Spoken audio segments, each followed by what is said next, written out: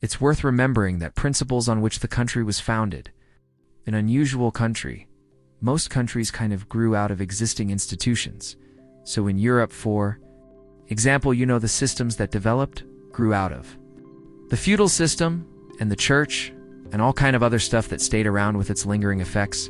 And incidentally, one of the reasons why Europe has support systems and welfare systems and so on is because of the deeply reactionary character of the institutions that remain, like the feudal system and the church. Remembered they were pre-capitalist, and they were based on the idea that people had a right to live, maybe a rotten what place, but some place they had a place in society, and they deserved it, and they had to be maintained there. And that's a pre-capitalist idea. In fact, what's now called neoliberal economics, really. Classical economics is based on the principle that people don't have a right to live. You go back to the origins.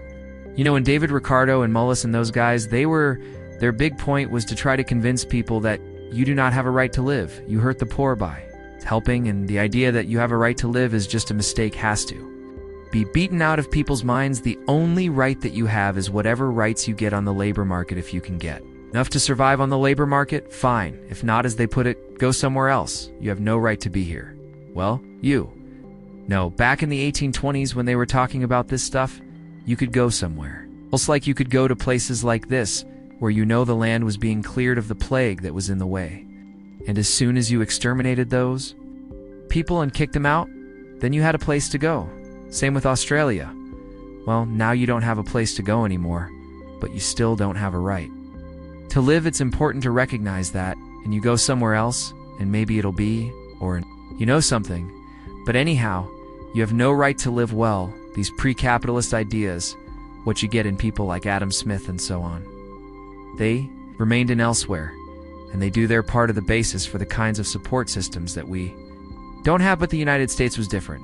It was kind of like a blank slate. It's the one country that was almost constructed from almost nothing, and we know how it was constructed, and it's quite interesting. You go back to the Constitutional Convention, which was where the dominant voice was.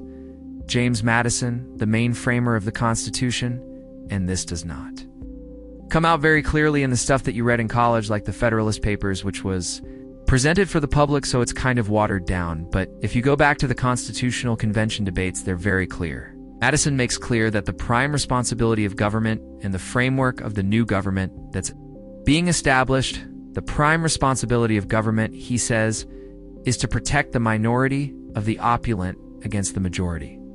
That's the prime responsibility. I've been there, secondary things, but you've got to protect them, minority, the opulent, against the majority. Madison warned of what he called the danger of the leveling spirit among the, I'm quoting now, among the growing numbers of people who labor under all the hardships of life and secretly sigh for a more equal distribution of its blessings. Now that's a big danger, because, and if you let that danger be realized in the new system, it's going to threaten the minority of the opulent, and they have to be protected, so therefore democracy is unacceptable.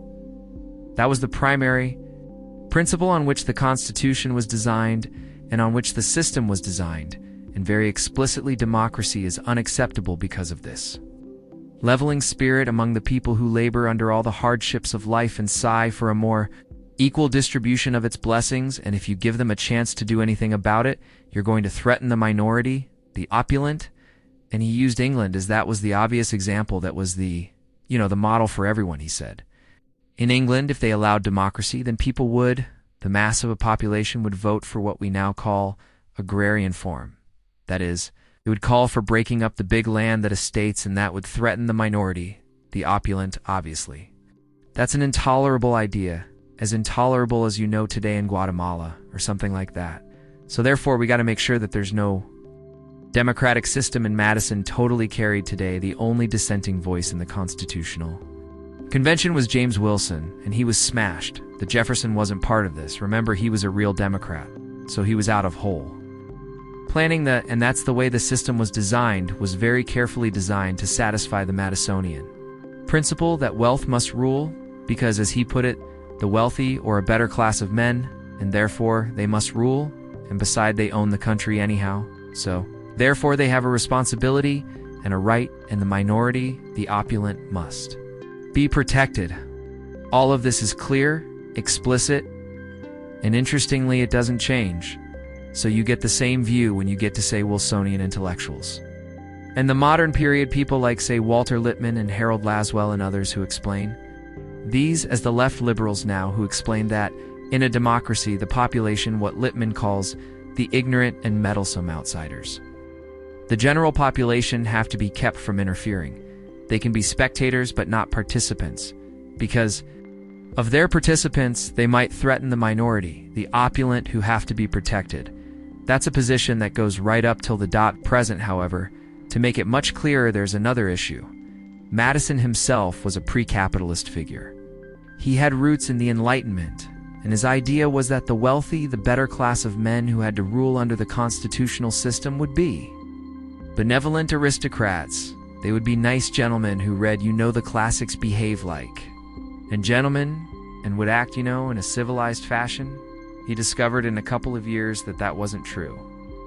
And by the within, about 10 years after the Constitution was put in place, he saw it was happening, and he denounced what he called the daring depravity of the time, as the rising business classes use government power for their own ends, not for the NCR benefit of the population. They become, as he put it, the tools and tyrants of government, its tools because they benefit from its largesses, and tyrants because they overwhelm it with their powers and combinations. That's a very accurate description of the system then and the system today. That's what the wealthy classes are, the tools and tyrants of government. They overwhelm it and benefit from it. They use it to protect them from market discipline, which of course they imposed on others.